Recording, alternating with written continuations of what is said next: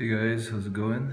Um, I'm gonna do a review for you on probably the most iconic sports watch ever, created. It is the watch. It's probably the most counterfeited watch in human history, and popularized by Sean Connery as James Bond. It is you know, It's the aspirational watch, and that is none other than the Rolex Submariner. What I have before you is, I guess, it's a really humble, um, really elegant, classic Submariner two-liner 14060M. And I just want to share my thoughts and experience owning this timepiece. What can I say?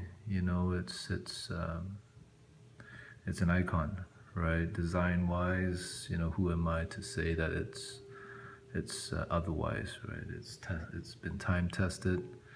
It's an amazing watch.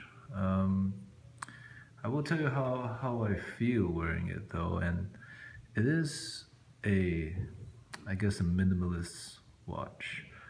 Um, Perhaps, you know not as minimalistic as an explorer, but still, it doesn't have a date. It has and it's kind of nice. It's extremely symmetrical, very clean, very elegant. I wouldn't call it a dress watch by any means, but you can definitely dress it up. You can dress it down. It feels, it doesn't scream Rolex. It doesn't draw attention to the wrist, right? It doesn't make necks bend down. It doesn't make people stare at your wrist, right? It's quite understated. Um, Not many people can assume that it's a Rolex unless they go up close and personal, and then they see the crown, right? It's a great watch. It really is. You know, um, I do enjoy wearing it. However, sometimes it can get, I guess it can get a little bit, some might say boring, right? Because of its clean aesthetics. Um, in terms of color scheme, it's just black, white, and steel, right? So it's really black and white. Nothing fancy. It's uh, it's really straightforward, honest tool watch. Um, of course, this is probably the least expensive Rolex Submariner, but I feel it's going to be a future classic. Um,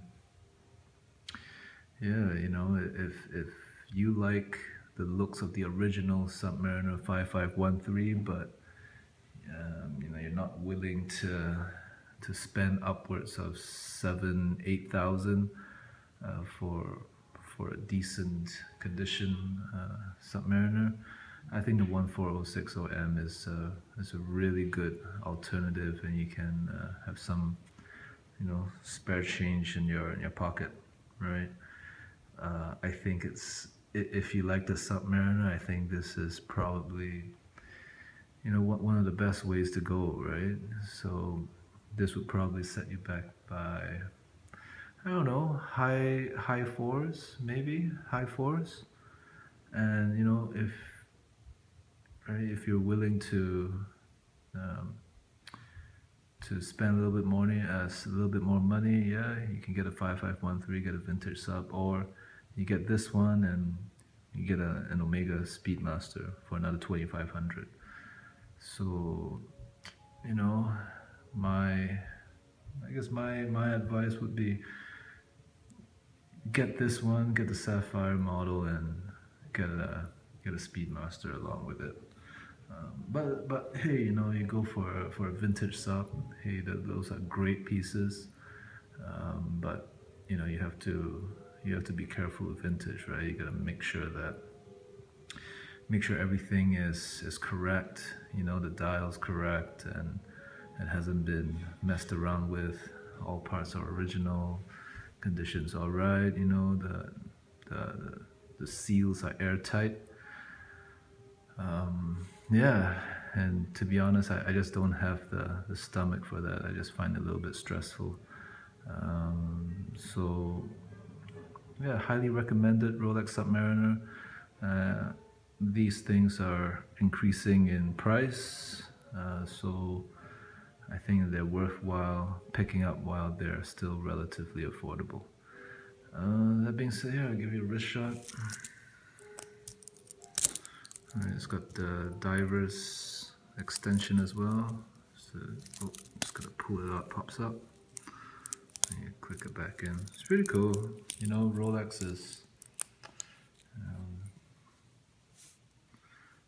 very beautiful watch.